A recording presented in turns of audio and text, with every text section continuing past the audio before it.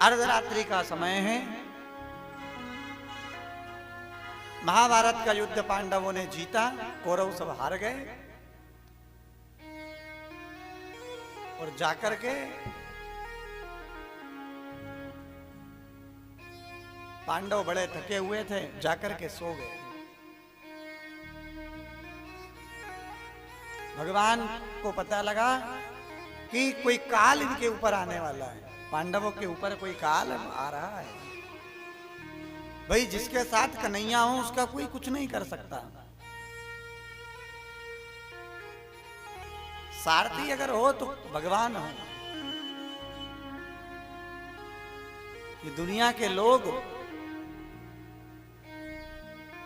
जब आपको साथ देने की जरूरत नहीं होती है तब आपके साथ होते हैं, और जब आपको साथ देने की जरूरत होगी जब सब भाग जाते हैं। इसलिए सुख के सब साथी, दुख में ना कोई। और प्रभु का जो नाम है वो सुख में कम दुख में ज्यादा निकलता है। जितना व्यक्ति को डॉक्टर के इलाज से फर्क नहीं पड़ता उतना उसको भगवान का नाम लेने से फर्क पड़ता है।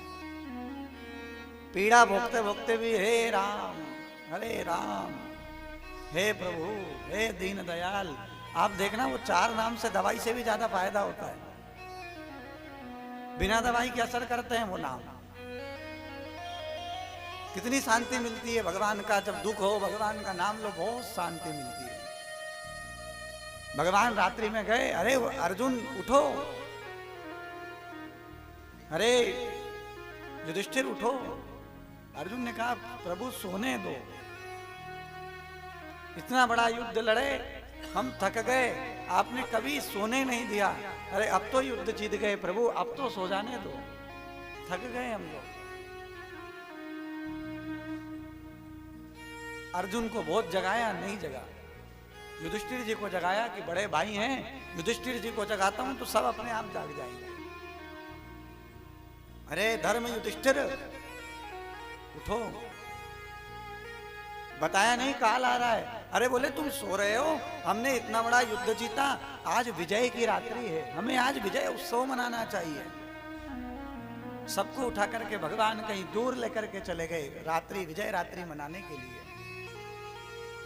5 पांडव पुत्रों की रात्रि में नींद खुली, देखा पिताजी तो कोई है नहीं, सब अपने अपने पिता की जगह पर जाकर के सो गए। ओढ़कर सोए हुए थे।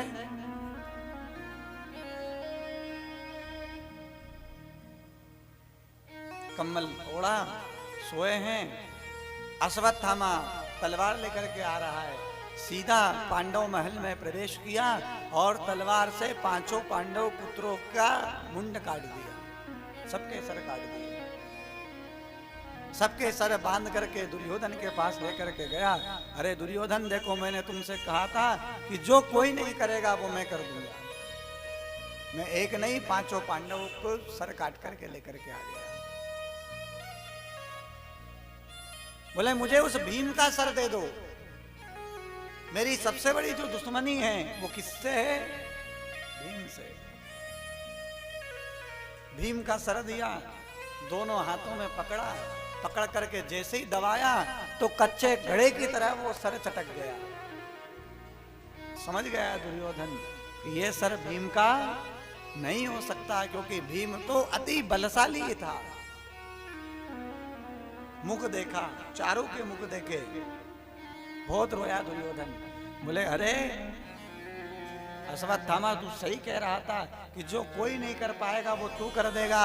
अरे मेरी दुश्मनी 5 पांडवों से थी, 5 पांडव पुत्रों से मेरी दुश्मनी नहीं थी। अश्वत्थामा तूने तो हमें जल देने के लायक भी नहीं छोड़ा, तूने हमारा कुल विध्वंस कर दिया, तूने बड़ा गलत कृत्य कर दिया। अश्वत्थामा मेरी दुश्मनी पांडवों से थी, पुत्रों से नहीं थी, ये तो बेचारे सब निर्दोष हैं।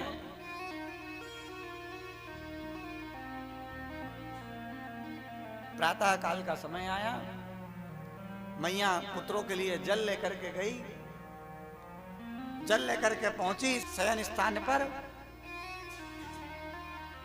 देखा बड़ी आश्चर्य में पड़ गई कि मेरे पुत्रों का धड़ पड़ा हुआ है, ना जाने कौन मुंड काट करके सर काट करके लेकर के चला गया। बहुत रोई मैया द्रौपदी। दुर्योधन तो उस दुख में ही चला गया, शरीर छोड़ दिया दुर्योधन ने। अश्वत्थामा को लगा कि अब पांडव छोड़ने वाले नहीं है। सब पांडव वापस घर आए, मैया को रोते देखा। द्रौपदी को क्या हो गया देवी?